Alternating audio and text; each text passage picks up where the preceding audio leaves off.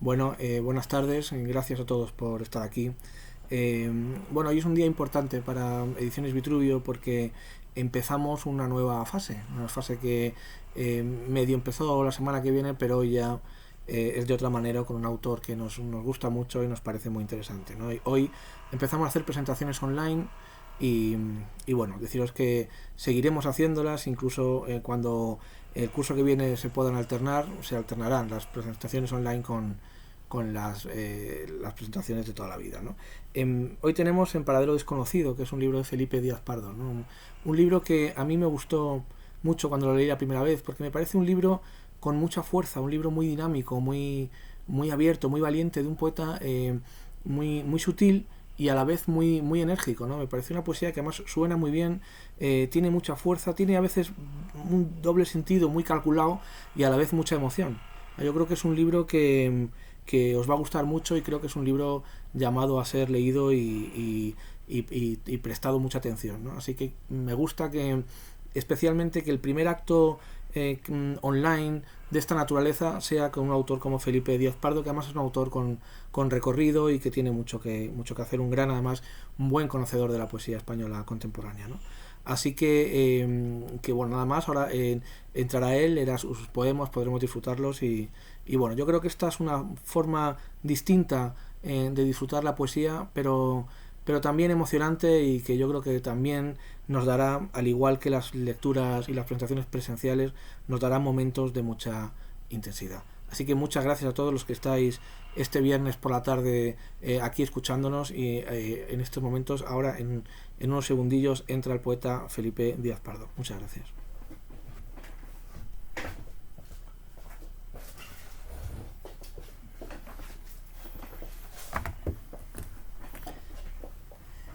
Buenas tardes a todos, y en primer lugar pues también agradecer a Pablo y a felicitarle por esta iniciativa tan novedosa que ha ideado, lo de estas presentaciones, que precisamente a veces de las situaciones difíciles pues surgen ideas interesantes, y yo creo que esta va a ser una buena forma de dar a conocer los libros de Vitruvio, ahora que nos encontramos en esta situación tan difícil. Esperemos que todo se resuelva lo antes posible. Bueno, como decía Pablo, efectivamente este libro curiosamente es el primer libro de poemas que he publicado, a pesar de que, o además de más de la veintena de libros que tengo escritos, ninguno es de poesía. Y curiosamente, quería empezar con una cita de Francisco Umbral, de su libro La noche en que llegué al Café Gijón, que me chocó, porque en un momento, en una de sus páginas, decía algo así como: poeta es el que solo escribe cuando se le ha ocurrido una cosa. Prosista es aquel a quien se le ocurren las cosas según va escribiendo. Pues eso me pasa a mí, en cierto modo me ha ocurrido a mí. Yo he escrito otro tipo de libros, ya sean ensayos, narrativa, pero pues precisamente a mi edad es cuando se me ocurre o es cuando siento la necesidad de escribir un libro de poesía, precisamente porque creo que tengo algo que contar. Y hasta ese momento, siempre he pensado que la poesía era un género muy difícil y me ha causado mucho respeto, pero desde que me he empezado a escribir, a idear poesías, es algo que me entusiasma, y yo creo que si tenemos éxito con este libro, pues y tenéis a bien los que me leáis, pues seguir haciéndolo, pues seguiré, porque digo que me ha enganchado y me parece un género que, pues a pesar de que yo he sido y soy profesor de literatura, conozco en parte, o por lo menos bastante para poder enseñarla, la poesía, siempre me ha causado mucho respeto. Pero empecemos un poco a hablar sobre el libro. En primer lugar, yo quería comentaros he dicho qué es lo que me ha llevado a mí ahora a escribir poesía. Pues una serie de circunstancias, o bien la situación personal, o bien las experiencias que uno ha tenido a lo largo de la vida, reflexionar sobre las cosas. A veces también hay cierta rabia, cierta crítica o ironía en los poemas, y eso se va viendo en las distintas partes tiene el libro, ¿no? El libro está dividido en 4 partes. Entonces, bueno, eso que estoy comentando lo he querido dejar más o menos expresado en un breve prólogo con el que comienza o encabeza el libro, de apenas unas 20 líneas, pero yo creo que en definitiva me expresa un poco los motivos. De hecho, así creo que lo he llamado, motivos para la poesía, porque ahora me decido a escribir poesía. Como decía, el libro, que tiene unas 60 poemas más o menos, está dividido en cuatro partes. La primera de ellas, como digo, que fundamentalmente la parte central y el núcleo fuerte, digamos, del libro, se titula como precisamente se titula el volumen, En paradero desconocido. Aquí, bueno, pues ya digo que yo creo que lo que podemos ver, o lo que yo he querido expresar en este bloque, que prácticamente la mitad o más del libro, pues es la situación en la que uno se encuentra, en una situación vital, en un momento de su vida. Y yo creo que es lo que decimos, vuelvo a repetir, la parte dura y fuerte del libro. La otra de las partes, se titula Paisajes de la memoria. Paisajes de la memoria son una serie de poemas, también es otra cantidad importante de poemas, en donde lo que intento son recuerdos, los recuerdos que uno le van viniendo, hace memoria de su vida, y ahora veremos algunos de los poemas. La tercera parte son unos juegos, digamos, también poéticos, en donde lo que escribo son sonetos, una serie de sonetos, 6 o 7 u 8 sonetos, que me he titulado Sonetos de una sola palabra. Sonetos de una sola palabra porque el título es una sola palabra, y ese título es el tema del poema, como ahora veremos. Entonces, bueno, pues como digo, esta es una parte más reflexiva. Si hemos dicho que la primera es más intimista, más lírica, la segunda es funciona la memoria. En esta yo creo que es la reflexión, un poco más, digamos, filosófica.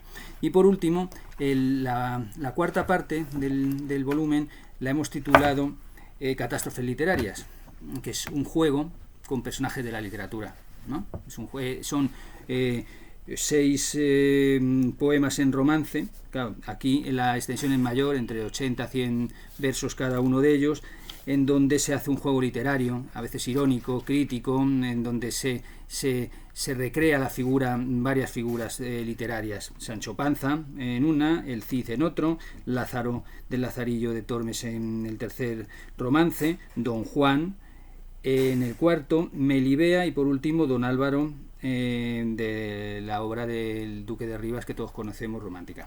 Bueno, pues dicho esto, voy a leer algunos de los poemas, partiendo de la primera parte que hemos comentado, ¿no? Decimos que es una primera parte más íntima, más donde creo que he expresado pues lo que la situación personal en la que yo me puedo encontrar ahora.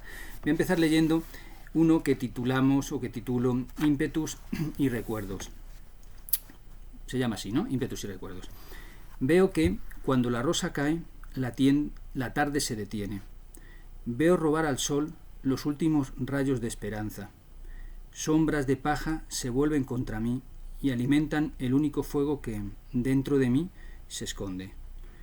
Sigue en vilo el alma que se arrastra, que me quiere empujar hacia el precipicio que cada día levanto disperso entre el ramaje de mi existencia.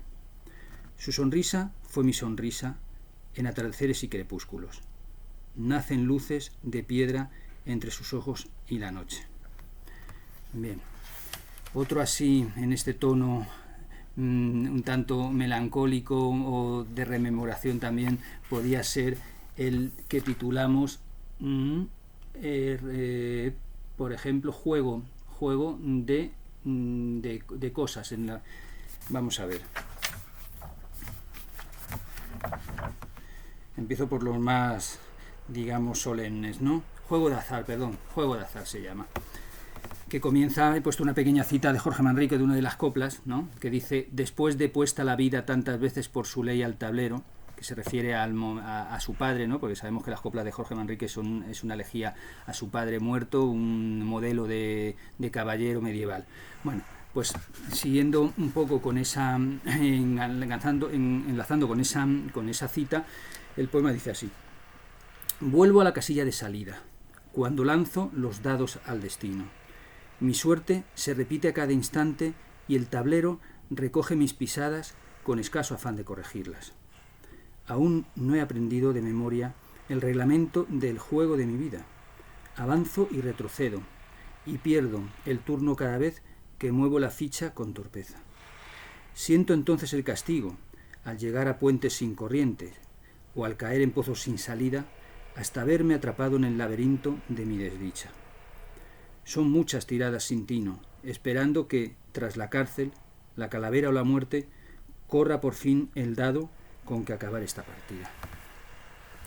Pero bueno, no todo van a ser lamentos, ¿no? Entonces vamos a leer algo más entretenido y un poco más optimista. Un poema que de los primeros que escribí para este libro y que quizá me animó porque vi que no me salía tan mal, pienso, es el siguiente, que se llama Sintaxis Perfecta, ¿no? Jugando con la gramática, dice así: eres la sintaxis perfecta, el complemento directo de mi oración. Tus besos forman la gramática de mis sueños y con tus palabras susurrantes he podido inventar una semántica que todo lo abarca. Eres el sustantivo concreto de mis anhelos, cuando palpo la interrogación de tus caderas, mientras los puntos suspensivos que se deslumbran en tu rostro se convierten en signos de admiración que se cierran a cada una de mis vaivenes. Eres también el adjetivo especificativo, que todo lo adorna con un suspiro, que todo lo alcanza con unas manos acariciantes, con una sonrisa inventada en un gesto, para después desdibujarse, como la arena que no deja rastro tras las olas.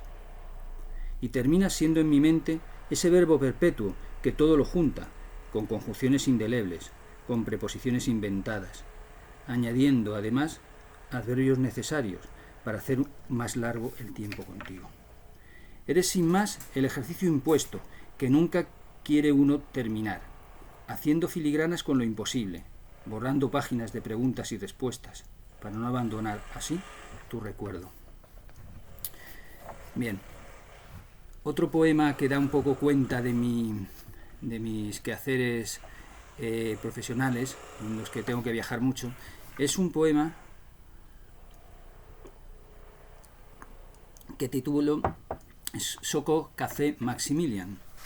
Es un poema que me inspira un café al que suelo acudir siempre que voy por Bratislava. Tengo que viajar por cuestiones profesionales y hay en la plaza principal de Bratislava, que es una ciudad pequeñita pero muy, muy cómoda y muy agradable y muy poética, pues ahí en esa plaza central donde están las embajadas hay un café, el Café Maximilian, que es el típico café del siglo pasado, del siglo XIX, de madera, con las vitrinas, con el chocolate, con las vitrinas, con las mesas de café. Y entonces, una de las tardes, antes de venirme para Madrid, un viernes, pues haciendo tiempo, pues me senté dentro. Muchas veces lo hago cuando voy, siempre que puedo, me paso por allí. Y bueno, pues me surgió este poema, curiosamente porque me chocó, porque aquí en Madrid uno está acostumbrado a ver al vendedor de rosas que pasa por las terrazas y nadie le compra una rosa, pero allí había una pareja de chicos jóvenes, un chico y una chica, y el chico le compró la rosa. Entonces, bueno, pues me chocó y además estábamos solos. Dice así: esculpo mis poemas en el cristal de tus caricias. Envuelvo mi piel con cada roce de tus manos y saboreo el aire con el soplo de tu aliento. Cada vez que te miro encuentro versos en el aire, como ahora que, sin verte, veo a dos chicos enlazados, esperando, sin saber, una flor, que llegará hurgando entre las mesas. Es un café, el de este día, perdido en un país sin destino. Viendo a ellos de la mano, entro solo, pero contigo, y me siento en la mesa contigua mientras llega la querida flor. Son manojos de rosas, con adornos de celofán, que alguien da entre sonrisas y que nadie nunca quiere comprar, forzando un gesto de suave rechazo, mostrando una mueca de leve incomodo. Esta vez el chico, con su mano, alarga la mía, sintiéndome dentro de él.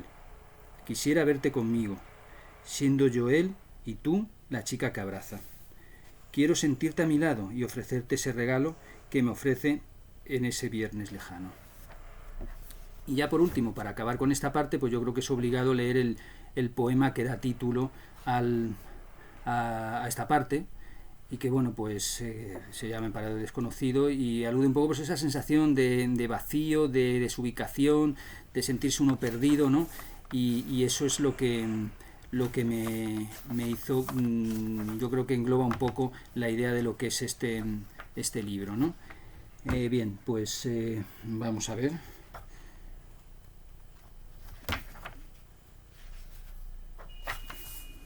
Vamos a ver si... bien, sí. En paradero desconocido se titula el poema. Perdido el rumbo, las luces se pierden en el horizonte. No hay soles ni fulgores que guíen, solo ráfagas de incertidumbre, a las que la nave acude en busca de fuegos fatuos, de estrellas sin brillo, que se apagan antes de llegar. Nunca se llega a buen puerto, ni los semáforos dan luz verde a la vida gris que traspasa aceras, orillas vacías y orillas sin mar. Camino sin norte. Que nadie me busque en locales vistosos, ni en los sucios tugurios. Vivo entre cartones de sombras y botes de alcohol, como mendigo que soy de una vida en ruinas, que busca monedas donde no existe el perdón. Que nadie me busque, ni nadie se enfade por mi ingratitud. No quiero saber de hombres, ni bares, ni de ayudas amables con las que resurgir. Solo quiero perderme en donde todo se olvida, incluso en ese sitio donde uno va a dar cuando sin paradero alguno nadie te conoce ya. Bien, pasamos a la segunda parte, Paisajes de la memoria. Ya he dicho que son poemas que vienen del recuerdo, muchas veces de la infancia, sí, sobre todo de la infancia, ¿no? Y bueno, voy a leer uno que en principio se llama Barrio Robado, que también se me vino a la cabeza hace unos años, un par de años, un día de vacaciones, de esos días últimos que te quedan, que ya estás tan aburrido que estás deseando empezar a trabajar. Digo, bueno, pues me voy a mi barrio, a mi antiguo barrio de la periferia de Madrid, del que me vine mal parado anímicamente porque no me gustó mi barrio como es ahora. Por eso le llamo Barrio Robado. Aunque aquí lo dice, no veréis, por ejemplo, un detalle, el colegio donde yo iba de pequeño pues ahora es un chino, y de alguna manera aquí se ve claramente.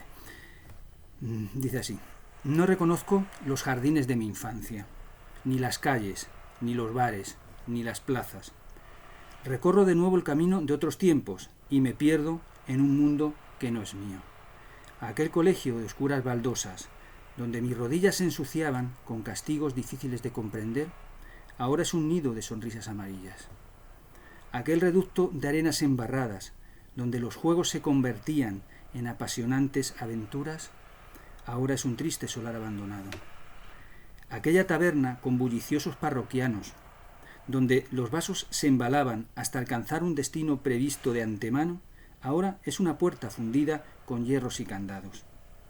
Aquel hombre de raíces profundas, en quien se adivinaban carencias distintas y daban cuenta de lejanas tristezas, ahora es un ser oculto tras una mirada ajena. No volveré a aquel barrio, sin los jardines de mi infancia, donde ni las calles, ni los bares, ni las plazas pueden aliviar la aflicción de mi memoria. Otro poema de esta serie, de esta segunda parte, también sobre mi barrio, pero este ya más creo que puede incitar un poco más a la gracia o a la sonrisa, que se titula En mi barrio. En mi barrio, pues eso, como digo, un barrio periférico. Para mí, pues los comerciantes de la calle principal eran los dioses y bueno, pues así lo veía yo. Se titula En mi barrio. En mi barrio, cuando las hijas del churrero eran princesas en mis sueños, yo todavía era un príncipe azul por descubrir. Y su uniforme de colegialas, el más hermoso de los vestidos, envoltorio ya de prometedoras carnes e incipientes redondeces que me hacían acudir cada tarde a respirar el caldo aceitoso y caliente de mis deseos. En mi barrio, cuando el tendero de ultramarinos era ejemplo de éxito y admiración, yo todavía hacía las sumas con los dedos de una mano, y su chaquetilla de inmaculada blancura, el signo sin tacha del triunfo que prometía mayor gloria a los que le conocíamos. En mi barrio, cuando la cerillera de la esquina era el rincón de mis ilusiones, yo todavía era un ingenuo fumador, de pitillos sueltos y a escondidas. y su negra figura, de solitaria vendedora, la más triste imagen de una intermediaria, que alentaba pequeñas travesuras a jóvenes rebeldes. En mi barrio, cuando en la lontananza del horizonte apenas se distinguía la maraña de edificios lejanos, yo todavía no salía de sueños, más allá de sus límites, y sus breves manzanas de cómodas calles, un laberinto tan simple que me hacía pensar que todo era fácil. Y bueno, pienso que también, ya el último de esta parte, también que el que da título a este grupo de poemas, Paisajes de la memoria, que empieza así. Entre las imágenes encontradas en el paisaje del pasado, vivo. En esas galerías oscuras de la memoria busco las mariposas blancas de la luz.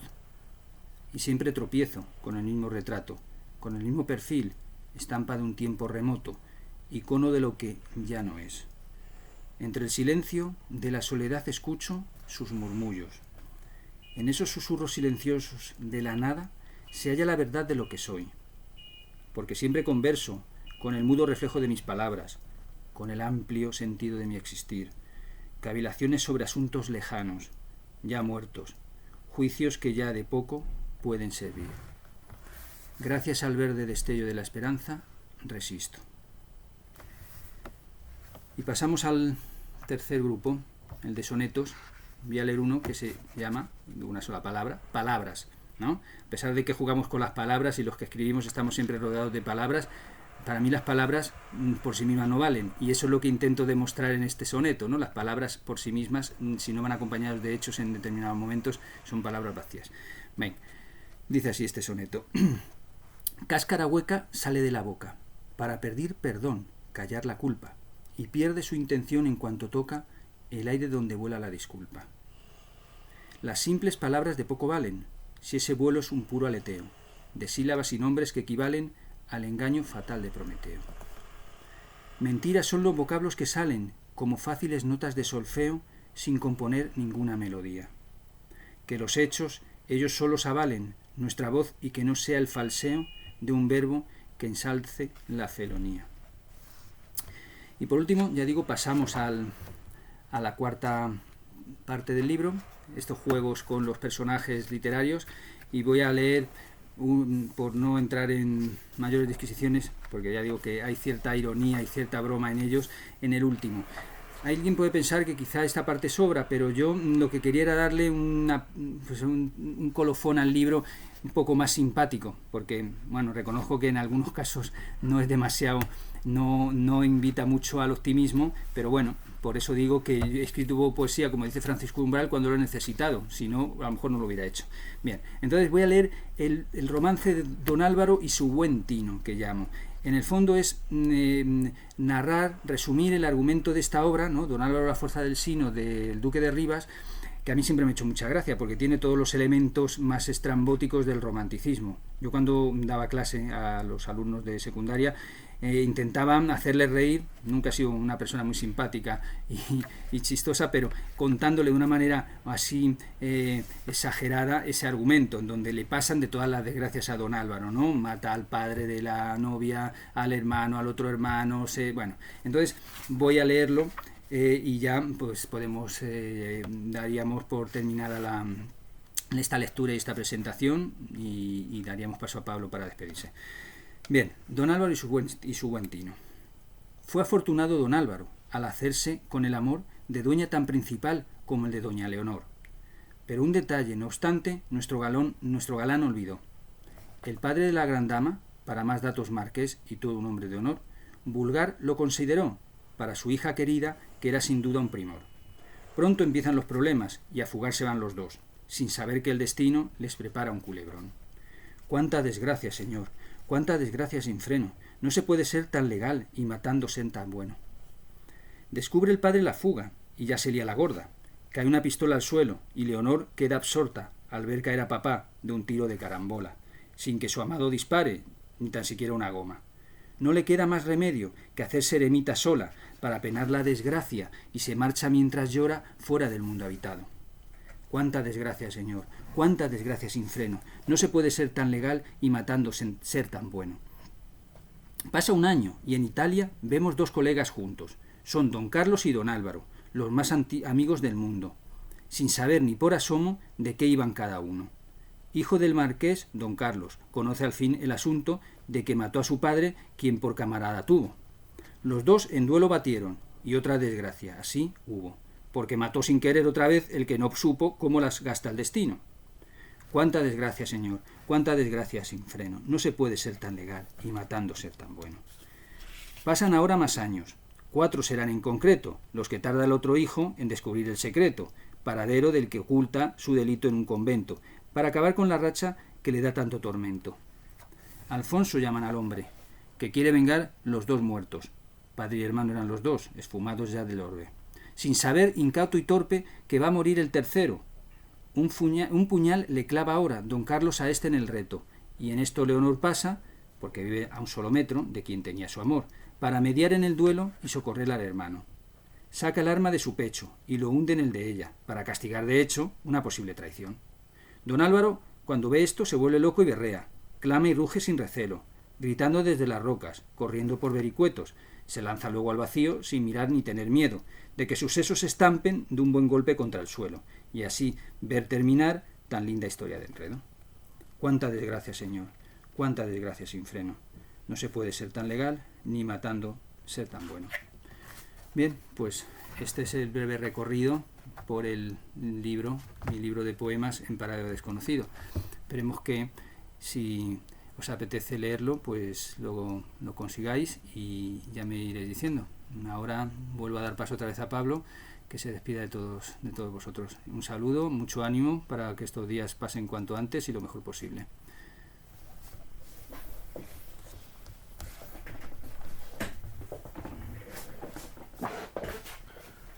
Bueno, pues yo creo que hemos asistido a una muy emocionante lectura. A mí me ha gustado mucho. He escuchado, yo creo que hemos descubierto en Felipe esa poesía intensa y además con un cuidado de lo formal muy interesante, ¿no? Muchas gracias a todos por haber estado escuchándonos allí en vuestras casas. Sabéis que esta lectura, sabéis que ahora el autor se queda un ratito aquí con nosotros y el que quiera adquirir el libro lo puede comprar pinchando abajo y lo recibirá en un par de días dedicado por el autor. Así que ahora de todas formas pondremos unas fotos también en el blog de Felipe dedicando los libros y bueno, esperemos que esta nueva forma de hacer también poesía y de difundirla sea buena para todos, ¿no? Muchas gracias a todos.